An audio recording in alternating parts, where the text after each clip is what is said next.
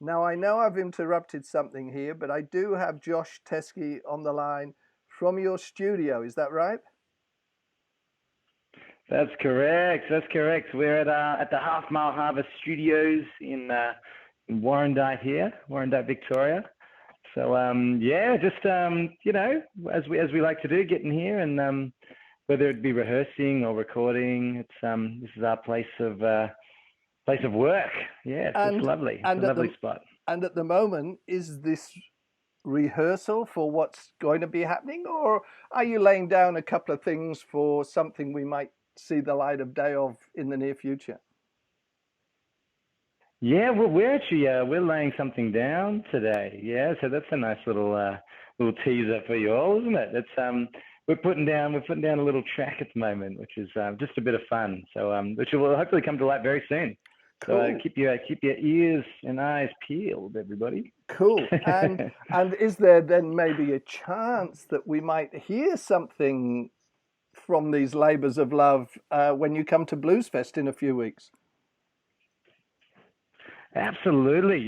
So the track that we're putting down, or maybe I'll give it too much away, Yeah, but no, yeah, is yeah. we have been incorporating this song into our set a lot actually. So just for the last couple of gigs. So and that's this is our kind of new thing that we're flowing in there. So absolutely, this will be a real feature at Blues Fest. So this is something everyone can look forward to. It's a beautiful song, and we're loving playing it.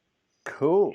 Now, you've all been together for years and years, but you chose the sort of the not popular genres of soul and blues way back when. What drew you to that? Who were your heroes? I love that. I love that. It's so true. And we never thought that it would get very popular. We never expected to be able to have much with this genre. It was always a labor of love, and something yeah, we've all been obsessed with, since we were very young.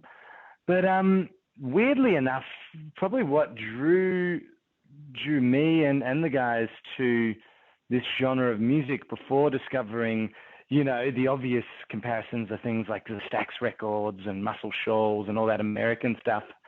Um, but really, on a local level, out here in our area, there's a huge blues scene growing up, and it was more of that kind of that blues, that earlier sort of blues stuff. And we grew up listening to people in our local area like Jeff Atchison and Chris Wilson, Touch Tildes, Black Cat Bone, all these bands that were surrounding us all the time. So it was really a local level sort of thing that brought us into this kind of scene of music. And I'd never heard of anyone called Otis Redding until I was about sort of 14 or something like that. And so it was through a lot of these older artists that were playing in our area that then put us on to a lot of the stuff that they were listening to. And so a lot of these people in our area that was as much more of a local level before we kind of discovered all the amazing records that influenced us so much.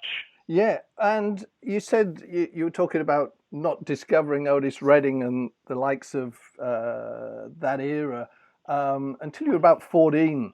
Um, when did you then get in the shower and open your mouth and go, "Wow, that's a pretty hefty voice I've just suddenly discovered"? When did you find that out?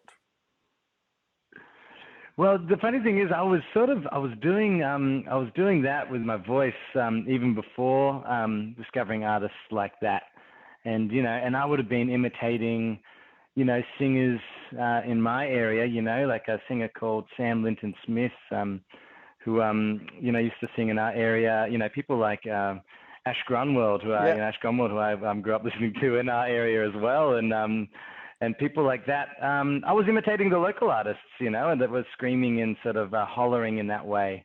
And yeah, I think the famous line my dad always says is when I was first doing it at about the age of 12 and sort of singing with my guitar. And I'd never tried to sing in that way before, trying to really holler it, scream it, really kind of get that gravel in my voice. But I was trying to do it from a very young age, even before my voice was broken. And I used to say to my parents, "Hey, have a listen to this. I'm pretending to sing like a blues singer," and that was my that was always and then I've just been pretending ever since, So Oh, I think it's a little more than pretense now, Josh. I think that's you for the duration, mate. But anyway, so we talked about sort of heroes and inspirations back then. Who's on your playlist now? Who do you perhaps look up to, or is there someone inspiring you to go, "Oh, I want to do that"?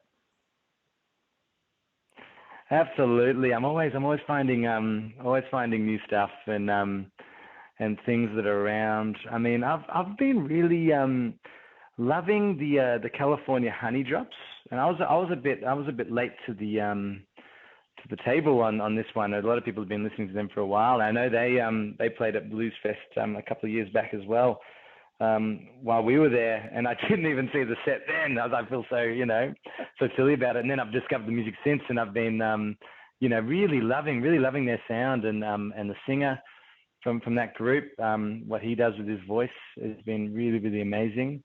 Um, and yeah, and a bunch of things, also always, Wolfpack is another one that I'm really loving at the moment, which have obviously been around for a while, but just stuff that I'm listening to and really loving, particularly on a vocal level, and hearing a lot of these singers do their thing. Yeah, cool. Well, both of those. I mean, I'd love to see Wolfpack at Blues Fest, but the Cali Honey Drops, of course, yeah, they've been a few times. So, obviously not coming this year, but who knows next year? That's another story altogether.